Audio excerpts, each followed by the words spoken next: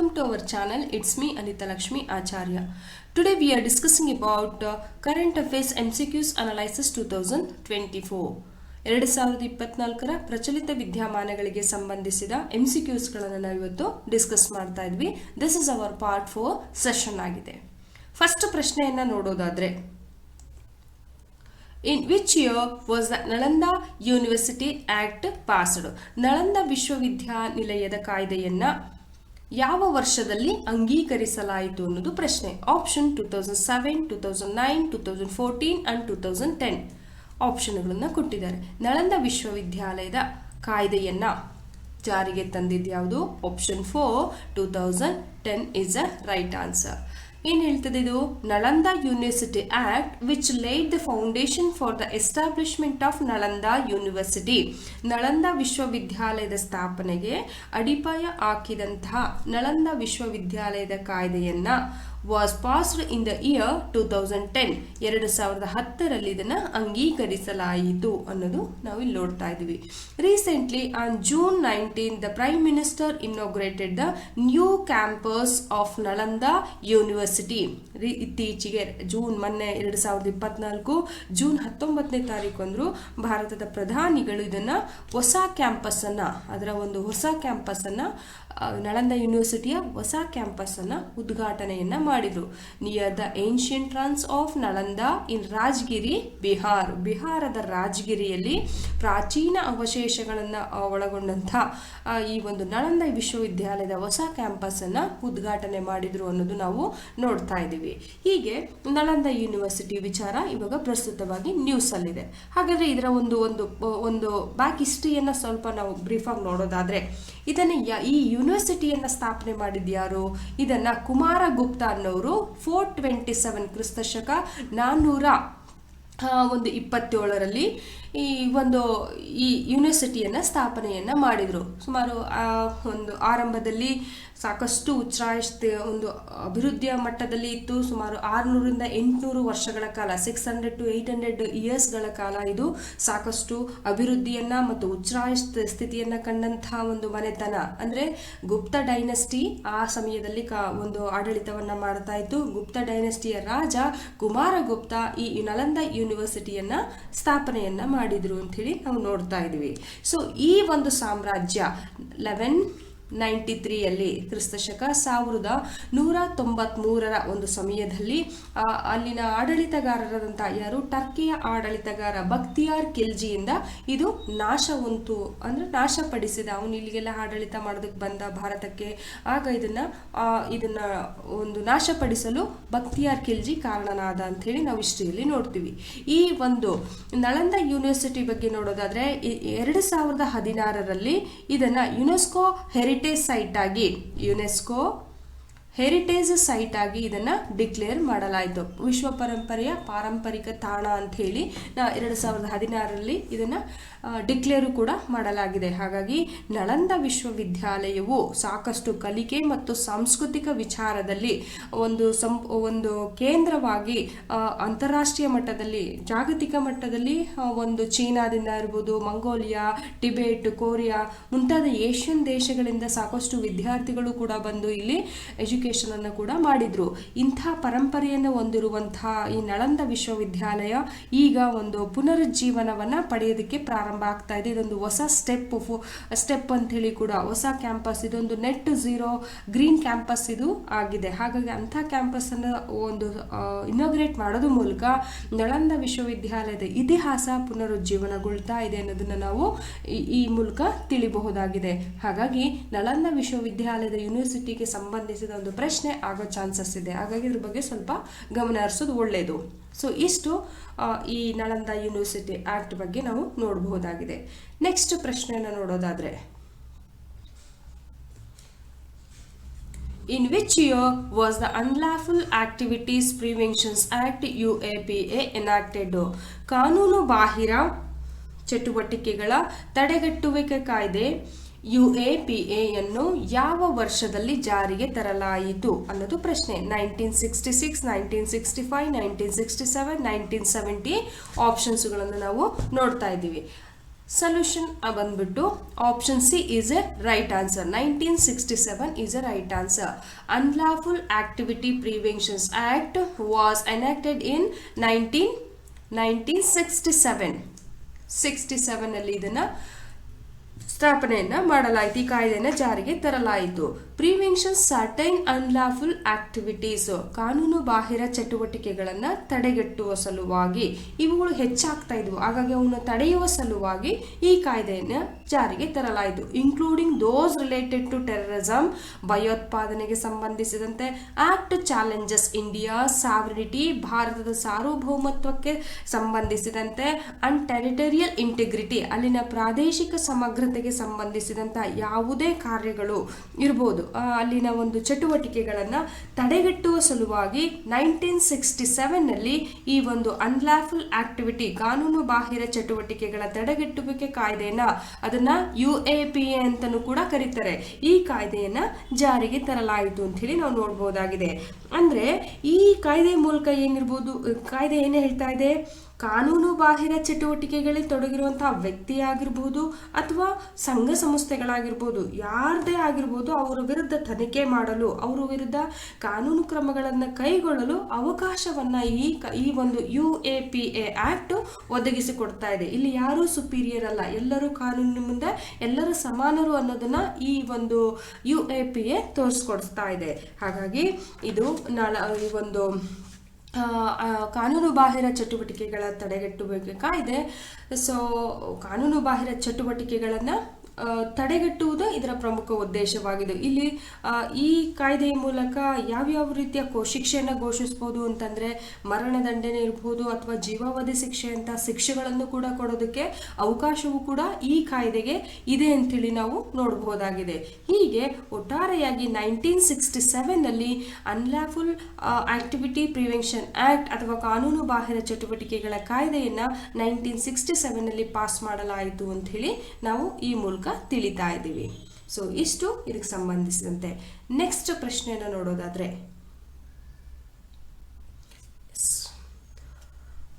when was the Street Vendors Protections of Livelihood and Regulations of Street Vending Act enacted? ಬೀದಿ ವ್ಯಾಪಾರಿಗಳ ಜೀವನೋಪಾಯದ ರಕ್ಷಣೆ ಮತ್ತು ಬೀದಿ ಮಾರಾಟದ ನಿಯಂತ್ರಣ ಕಾಯ್ದೆಯನ್ನ ಯಾವಾಗ ಜಾರಿಗೆ ತರಲಾಯಿತು ಅನ್ನೋದು ಪ್ರಶ್ನೆ.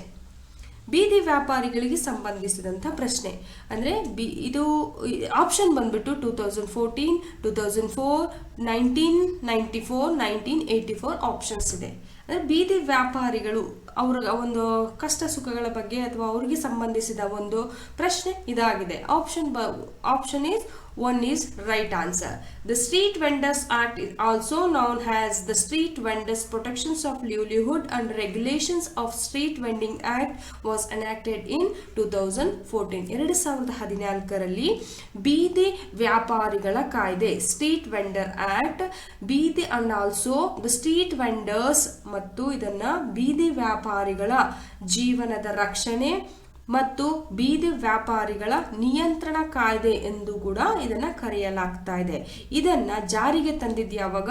2014ರಲ್ಲಿ ಇದನ್ನ ಜಾರಿಗೆ ತಂದಿದ್ರು ಅಂತ ಹೇಳಿ ಹೇಳಲಾಗ್ತಾ ಇದೆ. ಪ್ರಶ್ನೆನೇ ಹೇಳ್ತಾ ಇದೆ, ಬೀದಿ ವ್ಯಾಪಾರಿಗಳು ಯಾರು ಬೀದಿ ಬದಿಯಲ್ಲಿ ಸ್ಟ್ರೀಟ್ಗಳಲ್ಲಿ ವ್ಯಾಪಾರಗಳನ್ನ ಮಾಡ್ತಾ ಇದ್ದಾರೋ ಅವರ ಒಂದು ಸವಾಲುಗಳು, ಅವರ ಸಮಸ್ಯೆಗಳನ್ನ ಬಗೆಹರಿಸುವ, ಅವರಿಗಿರುವಂತಹ ಸಮಸ್ಯೆಗಳನ್ನ ಸವಾಲುಗಳನ್ನ ಪರಿಹರಿಸುವ ಸಲುವಾಗಿ ಅವ್ರು ಎಲ್ಲಿ ಬರ್ತಾರೆ? ಹೆಚ್ಚಾಗಿ ನಗರ ಪ್ರದೇಶಗಳಲ್ಲಿ ಹೆಚ್ಚಾಗಿ ಕಾಳ್ತಿದ್ದಾರೆ.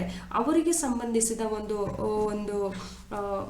ಅವಕಾಶವನ್ನ ಮಾಡಿಕೊಡುವ ಸಲುವಾಗಿ ಈ ಕಾಯ್ದೆಯನ್ನ ಜಾರಿಗೆ ತರಲಾಯಿತು ಅಂತ ಹೇಳಿ ನಾವು ನೋಡ್ತಾ ಇದ್ದೀವಿ. ಅಂದ್ರೆ ನಗರದಲ್ಲಿ ಇರುವಂತಹ ಬೀದಿ ವ್ಯಾಪಾರಿಗಳನ್ನ ಸಂರಕ್ಷಿಸುವ ಸಲುವಾಗಿ ಅವರ ಒಂದು ಕಾನೂನುಬದ್ಧ ಹಕ್ಕುಗಳನ್ನ ಅವರಿಗೆ ನೀಡುವ ಸಲುವಾಗಿ, ಮತ್ತೆ ಈ ಒಂದು ಈ ಮಾರಾಟಗಾರರೇನಿದಾರಲ್ಲ, ಈ ಬೀದಿ ಬದಿಯಲ್ಲಿರುವಂತಹ ಮಾರಾಟಗಾರರು ಮತ್ತು ಆ ಗೌರ್ಮೆಂಟ್ ಸರ್ಕಾರ ಅವರಿಗಾಗಿ ಯಾವ್ಯಾವ ರೀತಿಯ ಕ್ರಮಗಳನ್ನ ಜಾರಿಗೊಳಿಸ್ತಾ ಇದೆ ಅನ್ನೋದನ್ನ ತಿಳಿಸುವ ಸಲುವಾಗಿ ಮತ್ತು ಸರ್ಕಾರ ಅವ್ರಿಗೋಸ್ಕರ ಯಾವ ರೋಲ್ನ ಪ್ಲೇ ಮಾಡ್ತಾ ಇದೆ, ಏನು ರೆಸ್ಪಾನ್ಸಿಬಿಲಿಟಿ ಜವಾಬ್ದಾರಿಯನ್ನು ತಗೊಳ್ತಾ ಇದೆ ಅನ್ನೋದನ್ನ ತಿಳಿಸುವ ಸಲುವಾಗಿ ಈ ಒಂದು ಕಾಯ್ದೆನ ಜಾರಿಗೆ ತಂತು. ಜೊತೆಗೆ ಈ ಒಂದು ವ್ಯಾಪಾರಿಗಳಿಗೆ ತಾವು ಮಾರಾಟ ಮಾಡುವ ಸಂದರ್ಭದಲ್ಲಿ ತಾವು ಇರುವಂತಹ ವಸ್ತುಗಳನ್ನ ಅಥವಾ ತರಕಾರಿಗಳನ್ನ ಯಾವುದೇ ವಸ್ತುಗಳನ್ನ ಜಾರಿಗೆ ಮಾರಾಟ ಮಾಡುವ ಸಂದರ್ಭದಲ್ಲಿ ಅಥವಾ ವಿತರಣಾ ಸಂದರ್ಭದಲ್ಲಿ ಏನಾದರೂ ತೊಂದರೆಗಳೀಡಾದ್ರೆ ಅವರಿಗೆ ಅಂತಹ ಸಮಸ್ಯೆಗಳನ್ನು ಬಗೆಹರಿಸುವಂಥದ್ದು ಮತ್ತು ಅವರಿಗೆ ಒಂದು ಮಾರಾಟದ ಒಂದು ಸರ್ಟಿಫಿಕೇಟ್ಗಳನ್ನು ಕೊಡುವಂಥದ್ದು ಎಲ್ಲವನ್ನ ಅವಕಾಶವನ್ನು ಮಾಡಿಕೊಡುವಂಥದ್ದು ಈ ಒಂದು ಸ್ಟ್ರೀಟ್ ವೆಂಡಿಂಗ್ ಆಕ್ಟ್ನ ಅಡಿಯಲ್ಲಿ ನಾವು ನೋಡಬಹುದಾಗಿದೆ. ಸೊ ಇದೇ ರೀತಿ ಇದಕ್ಕೆ ರಿಲೇಟೆಡ್ ಆಗಿ ಒಂದು ಕಾರ್ಯಕ್ರಮವನ್ನು ಕೂಡ ಸರ್ಕಾರ ಜಾರಿಗೆ ತಂತು. ಅದೇ ಸ್ವನಿಧಿ ಕಾರ್ಯಕ್ರಮ ಅಂತ ಹೇಳಿ,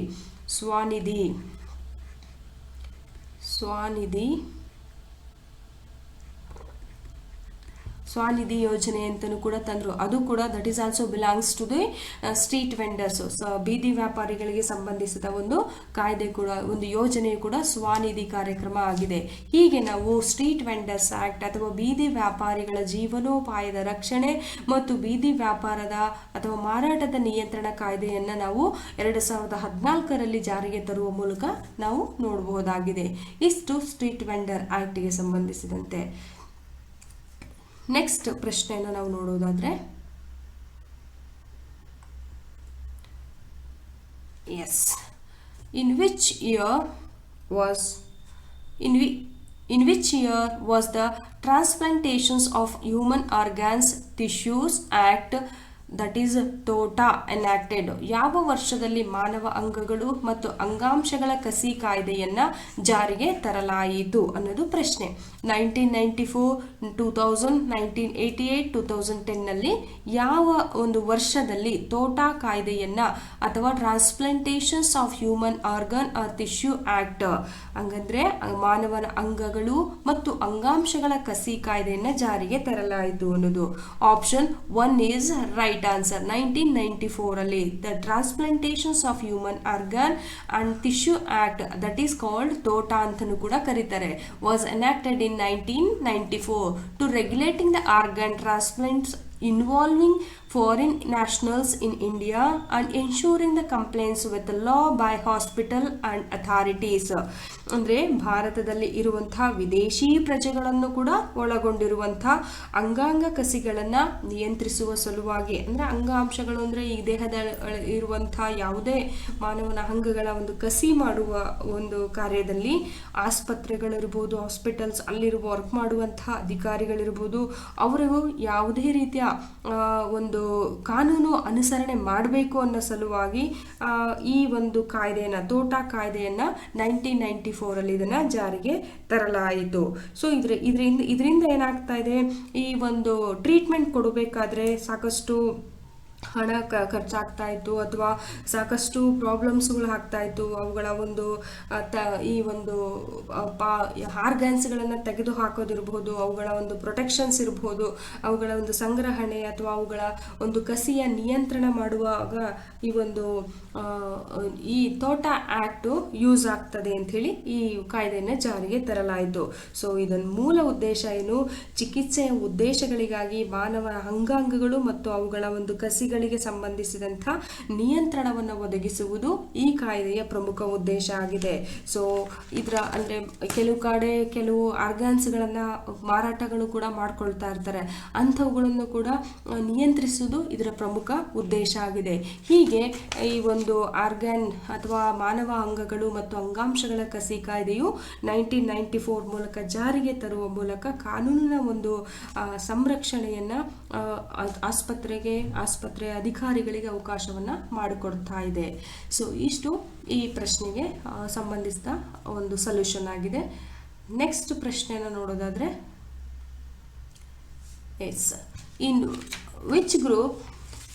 which group of the workers does the Namaste schemes prioritize for ensuring the safety and dignity. ಸುರಕ್ಷತೆ ಮತ್ತು ಘನತೆಯನ್ನು ಖಾತ್ರಿಪಡಿಸಿಕೊಳ್ಳಲು ನಮಸ್ತೆ ಯೋಜನೆಯು ಯಾವ ಗುಂಪಿನ ಕಾರ್ಮಿಕರಿಗೆ ಆದ್ಯತೆಯನ್ನು ನೀಡುತ್ತದೆ ಅನ್ನೋದು ಪ್ರಶ್ನೆ. ಕನ್ಸ್ಟ್ರಕ್ಷನ್ ವರ್ಕರ್ಸ್ಗೋ ಅಥವಾ ಸ್ಯಾನಿಟೇಷನ್ಸ್ ವರ್ಕರ್ಗೋ, ಹೆಲ್ತ್ ಕೇರ್ ವರ್ಕರ್ಸ್ और ಅಗ್ರಿಕಲ್ಚರ್ ವರ್ಕರ್ಸ್. ಸೊ ಯಾವ ಕಾರ್ಮಿಕ ವರ್ಗದವರು ನಮಸ್ತೆ ಕಾರ್ಯಕ್ರಮದಡಿ ಅಥವಾ ಯೋಜನೆಯಡಿ ಸುರಕ್ಷತೆ ಮತ್ತು ಘನತೆಯನ್ನು ಖಾತ್ರಿಪಡಿಸಿಕೊಳ್ಳಲು ಬರ್ತಾರೆ ಅಂದ್ರೆ ಈ ಗುಂಪಿನಡಿ ಯಾವ ಕಾರ್ಮಿಕರು ಬರ್ತಾರೆ ಅನ್ನೋದು ಪ್ರಶ್ನೆ. ಸೊಲ್ಯೂಷನ್ ಬಂದ್ಬಿಟ್ಟು option 2 is right answer. That is sanitation worker, ನೈರ್ಮಲ್ಯ ಕಾರ್ಮಿಕರು ಅಂತ ಹೇಳಿ ನಾವು ಕರಿತೀವಿ. ಈ ನಮಸ್ತೆ ಕಾರ್ಯಕ್ರಮವು ಈ scheme aim to ensuring the safety and dignity of sanitation worker by banning the manual sewer cleaning. ಅಂದರೆ ಅಸುರಕ್ಷತೆ ಒಳಚರಂಡಿ ಮತ್ತು ಸೇಫ್ಟಿ ಟ್ಯಾಂಕ್ಸ್ ಸೆಪ್ಟಿಕ್ ಟ್ಯಾಂಕ್ಸ್ ಸ್ವಚ್ಛಗೊಳಿಸುವಂತಹ ಕೆಲಸದಲ್ಲಿ ತೊಡಗಿರ್ತಾರಲ್ಲ, ಅಂಥ ಒಂದು ಕೆಲಸಗಳನ್ನು ಬ್ಯಾನ್ ಮಾಡುವ ಸಲುವಾಗಿ ಈ ಒಂದು ಕಾಯ್ದೆಯನ್ನು ಅಥವಾ ಈ ಒಂದು ಸ್ಕೀಮನ್ನು ಜಾರಿಗೆ ತಂದರು. ಹಾಗಾದರೆ ನಾವು ನಮಸ್ತೆ ಸ್ಕೀಮನ್ನು ಪೂರ್ಣವಾಗಿ ತಿಳ್ಕೊಂಡ್ರೆ ಈ ಯಾವ ವರ್ಕರು ಇದರಡಿ ಬರ್ತಾರೆ ಅನ್ನೋದನ್ನು ನಾವು ನೋಡಬಹುದು. ನಮಸ್ತೆ ಸ್ಕೀಮ್ ಅಂದರೆ national action for mechanised sanitation ecosystem ಅಂಥೇಳಿ ನಾವು ನೋಡ್ತೀವಿ. ಅಂದರೆ national action for mechanised sanitations ecosystem. ಈ ಯೋಜನೆಯು ಅಸುರಕ್ಷಿತ ಒಳಚರಂಡಿಯನ್ನು ಯಾರು ಕ್ಲೀನ್ ಮಾಡ್ತಾ ಇರ್ತಾರಲ್ಲ ಆ ಒಂದು ಕಾರ್ಮಿಕರು, ಅದನ್ನು ಸ್ವಚ್ಛಗೊಳಿಸ್ತಾ ಇರ್ತಾರಲ್ಲ ಅಂಥ ಕಾರ್ಮಿಕರು, ಅಂಥ ಸ್ವಚ್ಛಗೊಳಿಸುವಿಕೆಯನ್ನು ನಿಷೇಧ ಮಾಡೋದು ಈ ನಮಸ್ತೆ ಯೋಜನೆಯ ಪ್ರಮುಖ ಉದ್ದೇಶ. ಇದರಿಂದ ಈ ಸ್ಯಾನಿಟೇಷನ್ಸ್ ವರ್ಕರ್ನ ಆ ಕಾರ್ಮಿಕರ ಒಂದು ಸುರಕ್ಷತೆಯನ್ನು, ಅವರ ಘನತೆಯನ್ನು ಕಾಪಾಡುವ ಗುರಿಯನ್ನು ಈ ನಮಸ್ತೆ ಕಾರ್ಯಕ್ರಮ ಒಳಗೊಂಡಿದೆ. ಅಂದರೆ ಯಾವ ಮೂಲಕ ಅವರಿಗೆ ಹೆಲ್ಪ್ ಮಾಡ್ತಾ ಇದೆ, ಅವರಿಗೆ ಒಂದು ಹೆಲ್ತ್ ಪಾಲಿಸಿಗಳನ್ನು, ಆರೋಗ್ಯ ವಿಮೆಯನ್ನು ಅಥವಾ ಒಂದು ಟ್ರೈನಿಂಗನ್ನು, ಪ್ರಾಪರ್ ಟ್ರೈನಿಂಗ್. ಮೊದಲೆಲ್ಲ ಏನಾಗ್ತಾ ಇತ್ತು, ಸಡನ್ನ ಅವರು ಒಂದು ಗುಂಡಿಗಳಿಗೆ ಹಿಡಿದುಬಿಟ್ಟು ತಮ್ಮ ಜೀವವನ್ನೇ ಕಳ್ಕೊಬಿಡ್ತಿದ್ರು. ಆದರೆ ಹಾಗಾಗಿ ಅಂಥವ್ರಿಗೆ ಒಂದು ಸುರಕ್ಷತೆ ಕಲ್ಪಿಸಬೇಕು ಅಂದರೆ ಪ್ರಾಪರ್ ಟ್ರೈನಿಂಗನ್ನು ಕೊಟ್ಬಿಟ್ಟು ಅವರಿಗೆ ತರಬೇತಿಯನ್ನು ಕೊಡುವಂಥದ್ದು ಮತ್ತು ಸಬ್ಸಿಡಿಯಲ್ಲಿ ಇರುವಂತಹ ಇಕ್ವಿಪ್ಮೆಂಟ್ಗಳನ್ನು, ಅದಕ್ಕೆ ಸಂಬಂಧಿಸಿದಂಥ ಕ್ಲೀನಿಂಗ್ ಇಕ್ವಿಪ್ಮೆಂಟ್ಗಳಿರ್ತಾವಲ್ಲ ಅವುಗಳನ್ನು ಸಬ್ಸಿಡಿ ರೀತಿಯಲ್ಲಿ ಕೊಡುವಂತಹ ಕ್ರಮಗಳನ್ನು ಈ ನಮಸ್ತೆ ಯೋಜನೆಯು ಒಳಗೊಂಡಿದೆ. ಇದರಿಂದ ಒಂದು ಸ್ಯಾನಿಟೇಷನ್ ವರ್ಕರ್ಸ್ಗೆ ಏನಾಗ್ತದೆ, ಆರೋಗ್ಯದ ಒಂದು ಆರೋಗ್ಯವನ್ನು ಒದಗಿಸ್ದಂಗೆ ಆಗುತ್ತೆ. ಅವರ ನೈರ್ಮಲ್ಯವನ್ನು ಕಾಪಾಡೋದಕ್ಕೆ ಅವಕಾಶವನ್ನು ಮಾಡ್ಕೊಳ್ತಾ ಇದೆ. ಒಟ್ಟಾರೆಯಾಗಿ ಆ ಒಂದು ಕಮ್ಯುನಿಟಿ ಏನಿದೆಯಲ್ಲ, ಆ ಸಮುದಾಯದ ಸಂರಕ್ಷಣೆಯನ್ನು ಮಾಡಲು ನಮಸ್ತೆ ಕಾರ್ಯಕ್ರಮ ಹೆಲ್ಪ್ ಆಗ್ತಾ ಇದೆ. ಈ ಕಾರ್ಯಕ್ರಮವು 2022 ಅಲ್ಲಿ ಸೆಂಟ್ರಲ್ ಗೌರ್ಮೆಂಟು ಇದನ್ನು ಜಾರಿಗೆ ತಂತು. ಯಾವ ಒಂದು ಡಿಪಾರ್ಟ್ಮೆಂಟ್ಗಳು ತಂದಿದ್ದು ಇದ್ರ ಮೇಲೆ ಪ್ರಶ್ನೆ ಆಗ್ಬೋದು. ಹೌಸಿಂಗ್ ಅಂಡ್ ಅರ್ಬನ್ ಅಫೇರ್ಸ್, ವಸತಿ ಮತ್ತು ನಗರ ವ್ಯವಹಾರಗಳ ಸಚಿವಾಲಯ ಇದನ್ನು ಜಾರಿಗೆ ತಂತು. ಅದ್ರ ಜೊತೆಗೆ ಸಾಮಾಜಿಕ ನ್ಯಾಯ, ministry of social justice and ministry of social justice and empowerment, ಸಾಮಾಜಿಕ ನ್ಯಾಯ ಮತ್ತು ಸಬಲೀಕರಣ ಸಚಿವಾಲಯವು ಸೇರಿ ಇದನ್ನು ಜಾರಿಗೆ ತಂತು. ಒಟ್ಟಾರೆಯಾಗಿ ಇದರ ಪ್ರಮುಖ ಉದ್ದೇಶ ಏನು, ಅಸುರಕ್ಷಿತವಾಗಿ ಒಳಚರಂಡಿ ಕೆಲಸವನ್ನು ಮಾಡುವಂಥವ್ರಿಗೆ ಹಾಗೂ ಈ ಸೆಪ್ಟಿಕ್ ಟ್ಯಾಂಕ್ ಅನ್ನು ಸ್ವಚ್ಛಗೊಳಿಸುವಂತಹ ಅಭ್ಯಾಸಗಳನ್ನು ನಿರ್ಮೂಲನೆ ಮಾಡುವುದು ಈ ನಮಸ್ತೆ ಕಾರ್ಯಕ್ರಮದ ಪ್ರಮುಖ ಒಂದು ಗುರಿ ಹಾಗೂ ಉದ್ದೇಶ ಆಗಿದೆ ಅಂತ ಹೇಳಿ ನಾವು ನೋಡಬಹುದಾಗಿದೆ. ಹೀಗೆ ನಮಸ್ತೆ ಕಾರ್ಯಕ್ರಮವನ್ನು it's belongs to it's relevant to sanitation workers ಅಂತ ಹೇಳಿ ನಾವು ಹೇಳಬಹುದು. ಹೀಗೆ ನಾವು ಈ ಪ್ರಶ್ನೆಯನ್ನು ನೋಡ್ತೀವಿ. ಓಕೆ, ಇವತ್ತಿನ ಸೆಷನಲ್ಲಿ 5 ಪ್ರಶ್ನೆಗಳನ್ನು ಡಿಸ್ಕಸ್ ಮಾಡಿದ್ವಿ. ಪ್ಲೀಸ್ ಸಬ್ಸ್ಕ್ರೈಬ್ ಆಗಿ. ಏನಾದರೂ ಮಿಸ್ಟೇಕ್ಸ್ ಇದ್ದರೆ ಕಾಮೆಂಟ್ ಬಾಕ್ಸಲ್ಲಿ ತಿಳಿಸಿ. ಅಥವಾ ನೆಕ್ಸ್ಟ್ ವಿಡಿಯೋದಲ್ಲಿ ಇನ್ನೂ ಏನಾದರೂ ಅಪ್ಡೇಟ್ ಮಾಡ್ಕೋಬೇಕು ಅಥವಾ ಯಾವುದಾದ್ರೂ ಕಾನ್ಸೆಪ್ಟ್ ಬಗ್ಗೆ ನಾವು ಡಿಸ್ಕಸ್ ಮಾಡಬೇಕಂದ್ರೆ ಪ್ಲೀಸ್ ಅದರಲ್ಲಿ ತಿಳಿಸಿ. ಇದರಿಂದ ನಮಗೂ ಅನುಕೂಲ ಆಗ್ತದೆ, ಇನ್ನೂ ಹೆಚ್ಚಿನ ವಿಡಿಯೋಗಳನ್ನು ಮಾಡಿ ಬಿಡೋದಕ್ಕೆ ಅನುಕೂಲ ಆಗ್ತದೆ ಅಂತ ಹೇಳ್ತೀನಿ. ಪ್ಲೀಸ್ ಸಬ್ಸ್ಕ್ರೈಬ್ ಅಂತ ನಾನು ನಿಮ್ಮಲ್ಲಿ ಕೇಳ್ಕೊಳ್ತಾ, ಪ್ಲೀಸ್ ಸಪೋರ್ಟ್ ಆ್ಯಂಡ್ ಶೇರ್ ಮಾಡಿ ಅಂತ ಕೇಳ್ಕೊಳ್ತಾ ಇವತ್ತಿನ ಸೆಷನನ್ನು ಮುಗಿಸ್ತಾ ಇದ್ವಿ. Thank you so much.